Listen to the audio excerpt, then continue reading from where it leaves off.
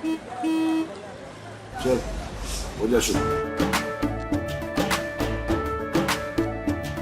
केसरिया से मन जोगी हुआ रे, दिल झूमे देखो पतवारा हुआ रे, दिल झूमे देखो पतवारा हुआ रे।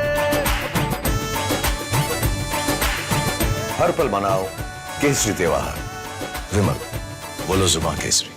राहुल गांधी जो है कॉन्स्टिट्यूशन शायद वो पढ़ते नहीं है, क्योंकि बेचारे इटली वासी है, वो तो ज्यादातर अपने भारत देश में तो रहते नहीं है वो, क्योंकि बेचारे इटली वासी है, वो तो ज्यादातर अपने भारत देश में तो रहते नहीं है वो। नहीं, पहली बार मुझे अच्छा लगा असदुद्दीन जहाँ जहाँ जाली वोटों का इस्तेमाल हो रहा है, जहाँ जहाँ रिगिंग हो रहा है, सारा नाम इतना फटाफट बोल दिए। अरे लगता है इनको जबानी याद हो गया है, 40 सालों से ये जो काम हरकत कर रहे हैं इनको जबानी याद हो गया है।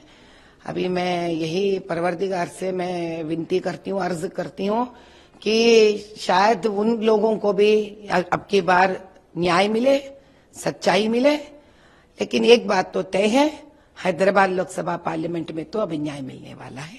उसके वजह से असदुद्दीन को चाहे कितना भी दुख और दर्द होने लगे, लेकिन अभी न्याय का जंग आगे बढ़ेगा और हर उस मुसलमान और हिंदू भाई बहनों को न्याय दिलाकर ही रहेगा। मैम, कल राहुल गांधी जब हैदराबाद नगर कर्नूल आए थे, उन्होंने ये कहा था कि कांग्रेस कॉन्स्टिट्यूशन को बचाना चाहता है, बल्कि बीजेपी कॉन्स्टिट्यूशन को रिमूव करना चाहता है और रिजर्वेशन को खत्म करना है।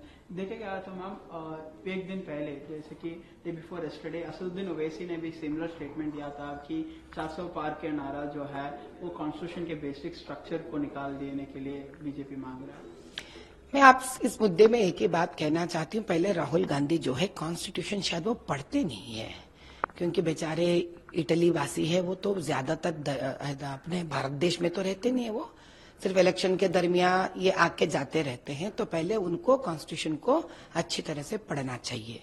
दूसरी बात, उनको प्रधानमंत्री मोदी जी का हर कार्यक्रम को बारे में इंफॉर्मेशन रखना चाहिए, क्योंकि प्रधानमंत्री मोदी जी एक ऐसे मात्र प्रधानमंत्री हैं जिन्होंने अंबेडकर जी का बहुत ही मर्यादा पूर्वक से नमन ही नहीं करते हैं, लेकिन उनके लिए एक ऐसा स्थान अंतर्जातीय स्थल पे दिए थे जिसके वजह से सभी पहचाने कि वह लिखे हुए राज्यांग कॉन्स्टिट्यूशन का कितना अहमियत है। वो पहले ऐसे एकमात्र प्रधानमंत्री जी है जो कॉन्स्टिट्यूशन राज्यांग को लेकर पार्लियामेंट में एक ऐसा पुस्तक के जैसे स्थान दिए, जैसे भगवत गीता को देते, जैसे कुरान को देते, जैसे बाइबल को देते हैं, जैसे गुरु ग्रंथ साहब का वो पुस्तक को देते हैं, उस दर्जा और स्थान उन्होंने पार्लियामेंट में इस कॉन्स्टिट्यूशन को दिए है। और वो एकमात्र ऐसा प्रधानमंत्री है जिन्होंने एक दलित स्त्री मुर्मू जी को उन्होंने प्रेसिडेंट ऑफ दिस कंट्री, इस देश का बनाए हैं। और आगे अगर हम सोचा जाए तो उन्होंने एकमात्र ऐसा प्रधानमंत्री है नरेंद्र मोदी जी जिन्होंने कहा है इस देश 4 लोगों के उन्नति से आगे बढ़ेगा।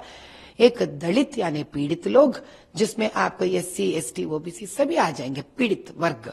और दूसरे उन्होंने कहा महिलाएं, तीसरे उन्होंने कहा युवा, और चौथा किसान। जो प्रधानमंत्री के पास इतना सीधा साधा क्लैरिटी है और जो हर पल रिजर्वेशंस के तरफ काम करते आए हैं और उसका फल भी दिखाया उन्होंने, किस प्रकार से प्रगति हुआ है। जिस प्रकार से वो कर्नाटका में जाते हैं तो दलित स्त्री, शायद आपने भी देखा होगा कि वो रोज झाड़ू मारने के बाद ही अपना फल बेचती है। प्रधानमंत्री दिल्ली से कर्नाटका जाते हैं उस दलित स्त्री को नमन करने के लिए। ये जो लोग हैं ये कुछ कर नहीं पाए, इनको करने का कोई इरादा नहीं है अच्छा काम, बस ये लोग वीडियोस को एडिट कर लेते हैं और एडिटेड वीडियो के बलबूते पे सब प्रकार के बकवास बातें करते हैं। इनको तो बातें करता नहीं है विकास का, इनको काम करना नहीं आता विकास का, बस सिर्फ आता है बात करना बकवास। अब इनके बारे में बात करना शायद मेरा भी टाइम वेस्ट हो जाएगा। नहीं मैम, अगर राहुल गांधी के और असदुद्दीन स्टेटमेंट्स दोनों क्योंकि दोनों इस समाज के लिए, उनके कौम के लिए, इस देश के लिए किसी प्रकार के फायदेमंद लोग नहीं है। अभी कौन से लोग एक जगह एकत्रित होते हैं जो किसी के लायक ना हो, जो किसी के तरक्की के लायक न हो वो एक जगह दोस्त बन जाते हैं। इसी प्रकार से असदुद्दीन 40 साल उनसे यहाँ का लोगों का फायदा नहीं कर पाया है जी, और राहुल गांधी जी तो कभी करने के स्थिति पर भी नहीं आ सके। देखिए आप, तो ऐसे तो लोगों में दोस्ती बनाई रहती है, ऐसे तो लोग एक ही प्रकार के बात करते हैं। और इन दोनों को प्रधानमंत्री जी के बारे में, अमित शाह जी के बारे में अनप शनप बातें करने के अलावा बताइए इनके पास कभी कोई मुद्दा आप देखा है? इनका तो 24 घंटे यही काम है, बैठो वीडियोस को एडिट कर लो जी और उसके बारे में उल्टा पुल्टा बातें करो। अगर ये लोग कुछ कर सकते हैं तो बताइए उन सारे कांग्रेस स्टेट्स में इन्होंने क्या किया आज तक। मैं स्वयं तेलंगाना की यहाँ के मतदाता हूं, मैं यहाँ क्या क्या इन लोगों ने कभी भी देखो असदुद्दीन से हाथ मिलाना, जायदाद यहाँ पे हड़प लेना, यहाँ के जमीनों के ऊपर हड़प लेना उनको और गलत पैसे बनाना, इसका अलावा तो उन्होंने कभी कुछ किया ही नहीं। तो ऐसे लोग तरक्की के बारे में क्या बोलेंगे, क्या खुलकर बोलेंगे कि हमने ये किया, हम वो किए? ये लोग एक ही बोल सकते, हम ये करेंगे ना, किसने देखा है? यहाँ पे तो तेलंगाना राष्ट्र में ये लोग जो वादा दिए उसमें आज तक 1-2 वादा तक पूरा कर नहीं पाए लोग, और ये लोग देश को चलाने निकले। अरे भाई, प्रजा को समझ में आ गया ये बात, ये बातों वाले राजा है, काम वाले राजा नहीं है ये लोग। ये बातें ही बातें करते रहेंगे, लोगों को बेवकूफ बनाने का सोच विचार में रहेंगे, ये खुद एक दिन बेवकूफ बन जाएंगे, इससे कोई फायदा नहीं है। आपने जो शिया मुस्लिम्स और अरब मुस्लिम्स को जो वादे दे रहे हैं, क्या इसके बारे में बोल सकते हैं, कैसे वादे दे रहे हैं? ये वादे ज्यादातर हम एक ही बात कह सकते हैं, ये वादा से ज्यादा उनके प्रति न्याय दिलाने का एक जंग है। ये ऐसे जो मैं कहने जा रही हूं वो है जो इनके पास से छीन लिया गया है, जो इनका हक था वो छीन लिया गया। पहले मैं शिया भाइयों के बारे में बताऊंगी। इनके आशुखाना को छीन लिया गया है और इसके ऊपर खुद गर्जी से खुद के फायदे के बिल्डिंग्स बनाया गया है, और इन सारों को फिर वापस हम दिलवा देंगे उनको, और वो आशुखाना का बनवाने का काम शुरू करवा देंगे। दूसरे जो अभी आशुखाना बचे हैं वो भी बड़ी बुरी अवस्था में है, उनका भी हम रिपेयर्स शुरू करवाएंगे। वक्फ बोर्ड का जो प्रॉपर्टीज है, जिनके पैसे वक्फ बोर्ड को मिलना चाहिए था, वो पैसे वक्फ बोर्ड को हम दिलवा देंगे, ये सारे रिपेयर्स शुरू करा देंगे। बीबी का आलम जो हम 10 मुहर्रम कहते हैं, इसको गवर्नमेंट इवेंट बनवा कर ही रहेंगे, हम बनाने तक हम इसको छोड़ेंगे नहीं। और उस 10 मुहर्रम के वक्त पर ऐसा कई लोग रहते हैं जो अलग अलग डिस्ट्रिक्ट से यहाँ पे आते हैं, जिनको रहने का और खाने का बहुत मुश्किल होता है। उनके लिए मुसाफिर खाना बनाने के भी हम पूर्ण प्रयत्न और कोशिश करेंगे, बनवा कर रहेंगे, ताकि वो लोगों को मुहर्रम में उनका भागीदार बनने के लिए कोई दिक्कत ना हो। इसके अलावा हम हुसैनी भवन भी बनवा कर देंगे शिया कम्युनिटी को, जो उनका हक है, जो उनको मिलना चाहिए।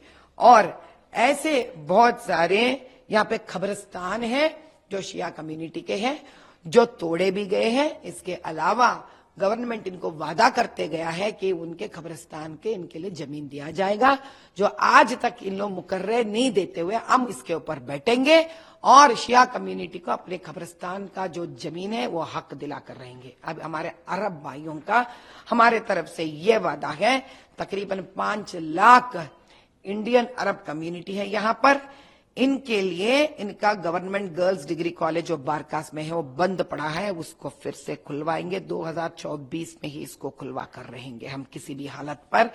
उसके साथ साथ खैर उल उलूम डिग्री कॉलेज जो बारकास में है, जो प्राइवेट कॉलेज था, उसको भी बंद कर रखा है इन्होंने, उसको भी हम खुलवा देंगे और बच्चों को पढ़ाई वहां पे शुरू करवा देंगे। ये तकरीबन 1998 से बंद पड़ा हुआ है, अभी इस 2024 को वो खोलेगा।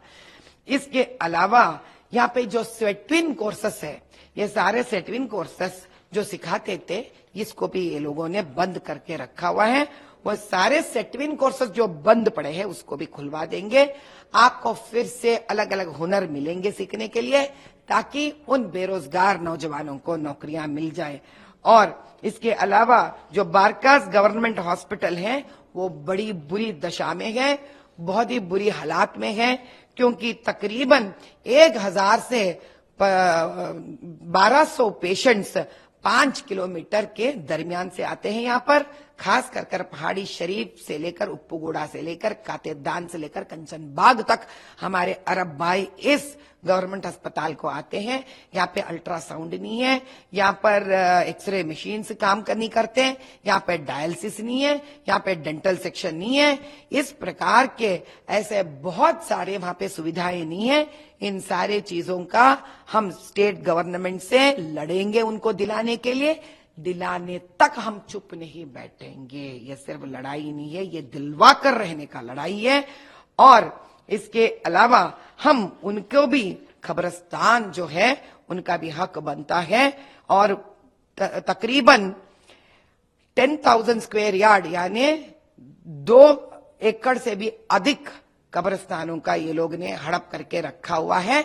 इन सारे लैंड जमीन अरबों को दिलवाकर हम रहेंगे और यहां पर इनको फिर से उनके जो कब्रिस्तान है या वो बनेंगे या उनके जो गरीब बच्चे हैं उनके लिए स्कूल तो कॉलेजेस यानी तो उनको दूसरा अस्पताल जो भी उनके भलाई के लिए है वो सब किया जाएगा।